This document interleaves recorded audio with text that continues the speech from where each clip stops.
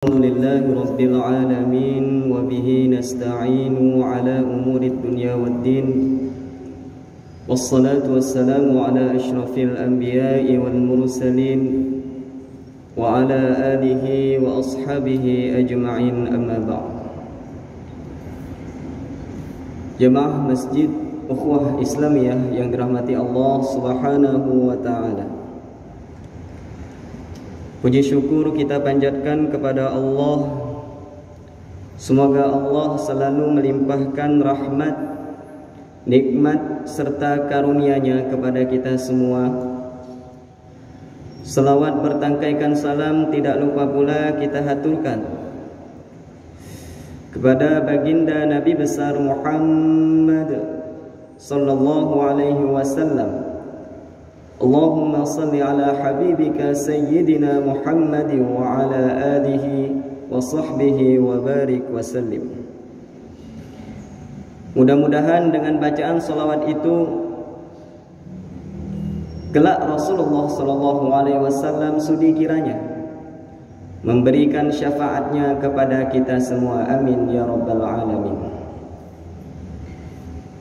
Pada kuliah zuhur yang singkat ini kita akan membicarakan tentang satu ayat yang terdapat di dalam Quran surat Al-Hujurat ayat 12, yang mana Allah Subhanahu wa taala berfirman, A'udzu billahi minasy syaithanir rajim.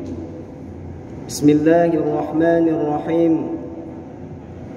Ya ayyuhalladzina amanu ijtanibu katsiran minadh-dhann,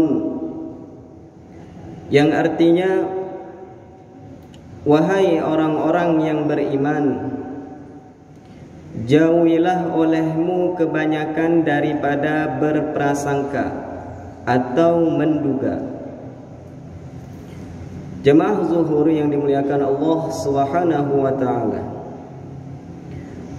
pangkal ayat ini merupakan suatu peringatan sekaligus pesan moral kepada kaum yang beriman untuk tidak mudah memberikan suatu prasangka kepada orang lain.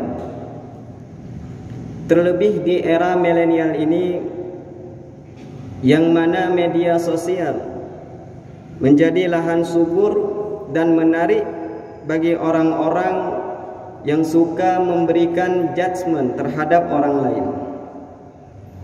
Hanya dengan sepotong informasi maupun kabar berita yang ia dengar melalui media, baik itu melalui caption maupun story, lantas membuat dia menyimpulkan dengan sekehendak hati dengan berbagai prasangka yang dia miliki. Padahal prasangka maupun praduga terhadap orang lain yang tanpa dasar merupakan salah satu sebab atau cikal bakal terjadinya konflik sosial saat ini. Bermuara dari prasangka yang kemudian melahirkan kecurigaan, yang selanjutnya berujung pada fitnah, dan terakhir tentu akan menciptakan disharmoni antara sesama. Oleh sebab itu, ayat ini mengajarkan kepada orang-orang yang memiliki iman di dalam hatinya untuk tidak mudah menaruh sangkaan terhadap orang lain. Meskipun Al-Quran tidak melarang sepenuhnya untuk kita berprasangka terhadap sesuatu, karena hal itu bisa juga dijadikan sebagai alat ataupun tolak ukur sebelum kita bertindak atau menyikapi sesuatu. Namun perlu kita ingat bahwasanya Al-Quran menegaskan kenapa kita tidak boleh banyak berprasangka. Al-Quran menegaskan bahwa inna ba'dadh-dhanni ithmun, sesungguhnya sebagian besar daripada prasangka itu merupakan perbuatan dosa. Yang dimaksud dengan dosa dalam hal ini adalah prasangka atau tuduhan yang tidak baik kepada orang lain yang tanpa dasar dan tanpa alasan, atau prasangka itu didasari dengan alasan, namun alasan itu belum dikonfirmasi atas kebenarannya.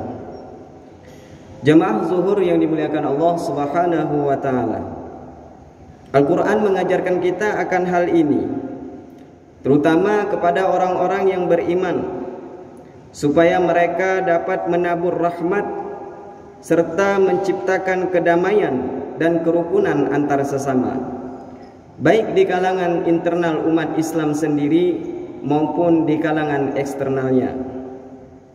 Demikianlah Al-Quran mengajarkan kita tentang tata cara bersosial untuk menciptakan keharmonisan di dalam kehidupan ini. Di dalam bahasa Buya Hamka, penulis kitab Tafsir Al-Azhar, ketika menjelaskan ayat ini, beliau mengungkapkan bahwa bagaimanalah perasaan orang-orang yang tidak melakukan sesuatu namun mereka disangka telah melakukan sesuatu. Bukankah sekarang ini banyak orang-orang yang terzalimi karena kita salah menduga? Di sisi lain, kita tidak bisa menghambat diri kita untuk menghentikan atau mencegah prasangka buruk yang diberikan orang lain kepada kita.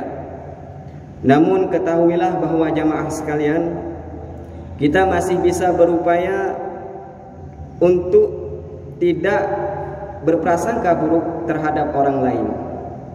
Karena pada hakikatnya, untuk melakukan sesuatu hal yang baik, niscaya lebih bagusnya kita mulai dari diri kita sendiri, yang kemudian hasil daripada kebaikan itu insya Allah akan kembali kepada diri kita juga.